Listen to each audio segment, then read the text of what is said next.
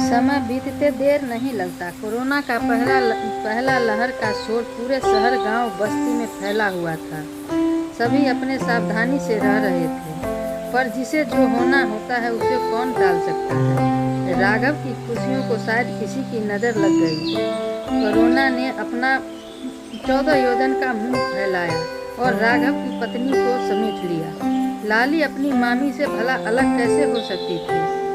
दिन भर मामी के पास रहने वाली लाली यह बात भूल गई थी जो कोरोना वाले रोगी के संपर्क से दूसरे को भी कोरोना लग जाता है। लाली अपनी मामी से लिपटकर जोर जोर से रोने लगी, जैसे वह मामी नहीं लाली की माँ हो। राघव और दिवाकर को भी यह दृश्य देखकर रहा न गया। सभी जोर जोर से रो रहे थे। राघव हिम्मत जुटाते हुए लाली को गले लगा लिया और लाली को चुप कराते हुए कहा, लाली, हम दोनों ने ही एक अच्छा दोस्त खो दिया।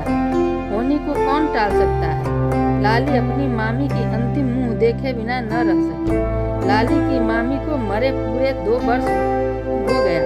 कोरोना का दूसरा लहर आया और गया। तीसरा लहर के बारे में कहीं कहीं सुन रहे थे, पर ज्यादा न था। वह बच्चों के बारे में भी सुनते,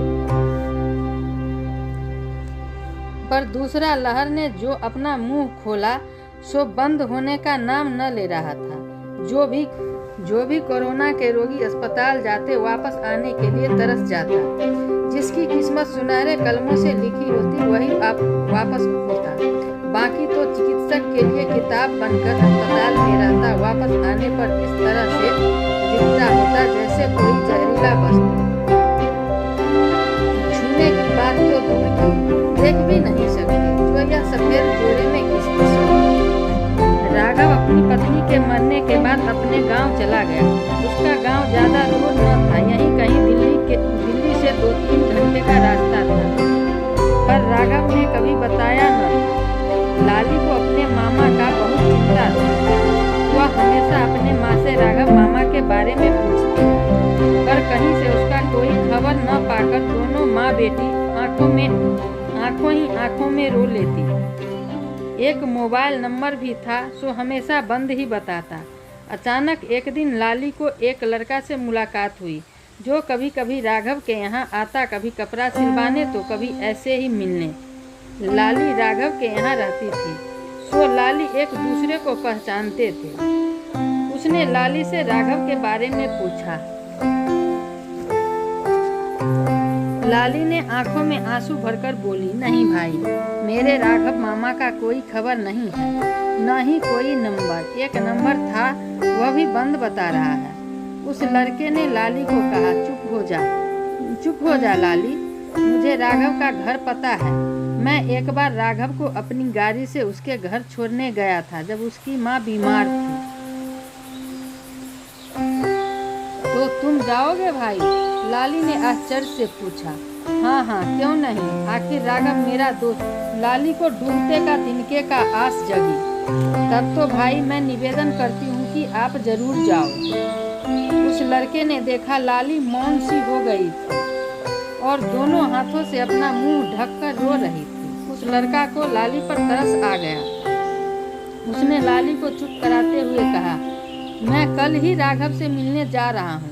लाली में अपनेपन का स्नेह था, पर दिखावे के क्रोध से बेशर्मों की तरह बोल पड़ी।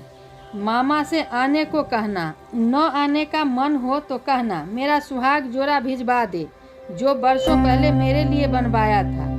लड़के ने हंसते हुए पूछा, क्यों, तेरी शादी होने वाली है क्या? हाँ, कहकर लाली मुंह नीचे किए वापस चली गई। लड़का वहीं खड़ा चुपचाप लाली को जाते हुए देखने लगा।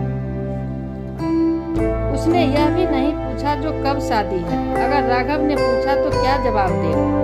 लड़का रात भर राघव और लाली के बारे में सोचता रहा। इतना प्यारा रिश्ता है, इतना तो कोई सगा भी न रोता जितना लाली राघव के लिए रो रही थी। सुबह हुई, उस लड़के ने राघव के यहाँ जाने के लिए तैयार हुआ। उसने सोचा, क्यों ना एक बार लाली से मिलकर शायद मिल लूं, शायद कुछ और कहे। उसने लाली के घर के सामने जाकर पुकारा, लाली, ओ लाली। अंदर से कोई उत्तर न मिला। थोड़ी देर बाद दिवाकर बाहर आकर कहा, अरे मोहन भाई, कहो कैसे आना हुआ सुबह सुबह?